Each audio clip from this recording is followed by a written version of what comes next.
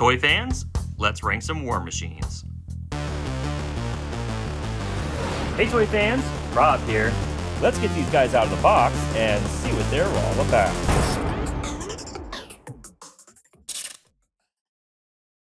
Hey Toy fans, Rob here. We are about to dive into a tier list for War Machine. I've already done Wolverine and Iron Man, so definitely look for those on my channel if you haven't seen them already. But the way these things work is I have a tier system. We have S through D. In this case, it's the Stark tier, the Avenger tier, and then just the B tier, the C tier, and the D tier. And I'm going to go through all of the Marvel Legends scale war machines by Toy Biz and Hasbro, or at least as many of them as I have. And I'm going to let you know my thoughts on them, a little bit of details, and then we're going to rank them. So just to get it out of the way, there are 2 War Machine figures that are not going to be in this tier video.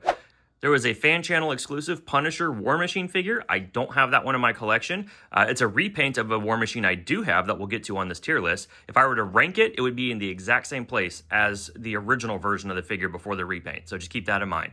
The other one I do not have is the Iron Patriot, almost Hulkbuster-like armor from the end of Avengers Endgame. For whatever reason, I just never picked it up. It's very similar to another War Machine we're going to see on this tier list. So whenever I rank the War Machine armor that the Endgame Iron Patriot armor was based off of, just assume that the Endgame Iron Patriot armor would be 1 tier higher than where I place the actual figure that I have in my collection. You'll see what I mean when we get there. Okay, so to kick things off, let's take a look at the very first War Machine we received in the 6-inch scale. This is the Toy Biz War Machine. He was part of the Galactus Build-A-Figure wave, and boy did Toy Biz go to town with this guy. He has all sorts of attachable effects for his repulsors, for his Gatling gun, even these mini rockets. It actually detaches from his shoulder cannon there. So they really did a lot with this guy to make him, deluxe in an age when that wasn't a thing. Also, because it's Toy Biz, his mask is removable, and we have an image of Rhodey underneath. Now, of course, if you read comics at all, you're going to be like, well, it looks sort of like Rhodey. The reason that looks a little bit different is because he's actually based on a toy sculptor, David Vonner, and he's not actually designed to look like any sort of Rhodey from the comics. But this figure really started the legacy of Marvel Legends War Machine figures off on a super high note. He is showing his age a little bit. He's a repaint of the Series 1 Iron Man that we looked at in the Iron Man tier video from Toy Biz with a few extra overlays on it. But even still, he's pretty special. He doesn't quite hold up today. So as cool as he was back in the day, for now, I'm going to go ahead and place this guy in B tier because I do think we have some good stuff coming up. But if for some reason you're struggling to find a modern comic War Machine figure and all you can find is the old Toy Biz one, he's showing his age, but he does still work. Next, we're moving to what I believe was the next War Machine in the life of the Marvel Legends line and came a few years after the one that Toy Biz gave us. This is Ultimate War Machine. Now, this is a particular version of Ultimate War Machine. He had several looks in Ultimate Comics, but this is also a repaint of the Ultimate Iron Man figure that Toy Biz gave us in the Annihilus Build-A-Figure wave, was it? So it's basically the exact same figure. He still has the removable pieces on his shins if you want to do that. Unlike the Ultimate Iron Man figure, though, the helmet is actually glued onto the figure. You can see a Rhodey head underneath, but that helmet is not coming off. I'm guessing that head is just the standard Tony Stark head that was available on the Ultimate Iron Man, and then they just glued the helmet onto it so they didn't have to sculpt a Rhodey head. This figure, Hasbro does better. He doesn't articulate very well. I mean, it's a moment-in-time figure, to be sure. If you're a fan of the Ultimate line, it's clearly one you're going to want to pick up. But really, with all of the War Machine figures that we've got, this guy deserves to be in D tier. Next, we have a War Machine figure that a lot of collectors probably aren't aware of because it wasn't actually in the Marvel Legends line. This is the Initiative War Machine. The Initiative was a time period following Civil War in the comic books. And during that time, War Machine and Yellow Jacket and a few others actually set up an Avengers training camp in Camp Hammond, and this is the armor that Rhodey was wearing at the time. It's kind of an adaptation of the Extremis armor from the comics, the armor that Tony was wearing during Civil War, but it is Rhodey through and through. It's got a few differences. He's got some, I guess, stabilizers on his legs. He has his shoulder cannon, which does actually fire a missile. He's got his shoulder rockets there, and he's got these tubes that are removable that connect to his weapons. I mean, sculpt-wise, he's a pretty great-looking figure. He does still have those ball hips, though, so movement isn't the best, and it is still a an older figure, so articulation is a little bit hindered. He's got these visible pins, I guess you could call them, metal pins in his shoulders, which for War Machine kind of works, but they're still there. But posability is a bit limited on this guy, but it's also a moment-in-time figure. This is a special figure. If you read Civil War, if you read The Initiative, this is definitely a War Machine you'd want to add to your collection, but it's also one that could probably use an update. But Hasbro tried. They really tried. You could tell that they were a fan of this armor and they wanted to do it justice. This is a figure I don't think ever got any sort of reuse. So props to Hasbro for that. Is this an essential War Machine? Probably not. But I do think that Hasbro tried. So given that it's also showing its age a little bit, I'm going to go ahead and stick this guy in B tier. I believe the next War Machine we received actually tied into the second Iron Man movie. And once again, Hasbro went all out. They must really like making War Machine figures. This War Machine came with interchangeable hands, gripping, open, fist, he's got them all. He also had some pretty cool details in the actual design of the figure. So you can see here how he's got his shoulder rockets exposed, but you can actually pull that piece off and put on a cover to make it look like that part of the weaponry hasn't actually deployed yet. And then he's got his Gatling gun, which is on a rail that can slide back and forth. Pretty neat. And then they even gave him a collection of bullets or a chain to attach to his Gatling gun. Really cool figure. This is a completely unique sculpt. This is something that never got used again from what I recall. But this is, of course, the way that War Machine looked at the end of Iron Man 2. Now, this design was eventually adapted into the comics, I believe during the Secret Avengers era. This was the version of War Machine that was running around in that book. But a really, really cool figure. I mean, it's got movable shoulder pads. His articulation is a little bit hindered because of the era that it came out and the design of the War Machine armor in general, but I still really, really like this War Machine figure. I do wish he had an interchangeable roadie head, and you'll probably hear me say that a few more times on this list, as you did with Iron Man. If he had that, even given his age, I might rank him higher. But for now, I think this guy, he deserves to be an A tier. Again, with all of those extra pieces, he just is a really good-looking figure. Very happy to have him in my collection. Next up, we have Iron Patriot. So, not a War Machine technically, but Rhodey did wear the armor, and this was the look for Rhodey in Iron Man 3. This, of course, was part of the Iron Man 3 line of Marvel Legends figures. He did have a shoulder cannon that I can't seem to find at the moment, but this was it. This was all we got, and a Build-A-Figure piece. So, this was during an era when Hasbro was starting to do a different kind of plastic, and MCU figures especially started feeling really gummy. So posability is a bit restricted on this guy for that reason.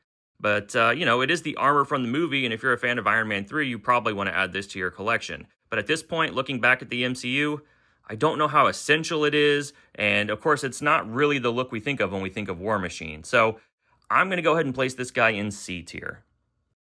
Following up Iron Patriot and that design they created for Iron Man 3, we've got the Age of Ultron War Machine figure. So it's the exact same figure that we saw with Iron Patriot, just repainted, just as they had done in the movies. I do have the shoulder cannon for this guy. One of the things that they did with this figure, though, that I really appreciated was they gave us a Don Cheadle unmasked head. Pretty cool detail. I really like that we have this. I've used it on other War Machine figures you'll see on this tier list when I've posed them on the shelf, just to have Rhodey's face showing. But this is also, as far as the look of War Machine in the comics, this isn't really an iconic look, and this isn't an iconic look, I would argue, from the movies either. So despite having the Rhodey head, which is a nice feature, I really feel like this War Machine deserves to be in C tier. Next, let's talk movie Civil War. This is the armor that Rhodey wore in the movie Civil War. This originally came in a 2-pack that I believe was Target exclusive with the disco armor for Iron Man. This is another example of Hasbro being a fan of War Machine and trying to give us everything they could. He's got these removable guns on his forearms that actually articulate, so the magazine can drop down. Pretty cool. There's one on the other side here. He's got his baton, but he's also got storage, fake storage for the baton that you can stick in the top of his armor. When he has the baton off his shoulder, it's supposed to be when he's holding it. Otherwise, you can just plug in that piece that represents that it's stowed away. He, of course, has his own shoulder cannon. It articulates around, and looks like War Machine's shoulder cannon from the movie. And then we have these interchangeable hands. This is a really cool War Machine figure. And for me, when I think of War Machine in the MCU, despite all of the looks he's had, I probably think of this one the most. I think this is a really cool figure. The one failing is that they did not give us a Rhodey head with this figure. I think that would have really just put it right at the top. Because of that, I'm going to go ahead and stick this armor in A tier. Next up, let's go comic book. So I believe the next War Machine we received in the Marvel Legends line was actually the Deluxe War Machine. This was a really, really cool offering from Hasbro, and once again, you can tell they're a fan of War Machine. We've got a roadie head. We've got these boosters that you can actually plug the figure onto to make it look like he's taking off. You can have the boosters actually be in the smoke clouds, like they're straight on the ground and you can stand that way, or you can actually pull them out and plug them into the foot of the figure and put them on a flight stand that Hasbro never gives us, and have them just flying the way you want to pose them. So really cool details with this guy.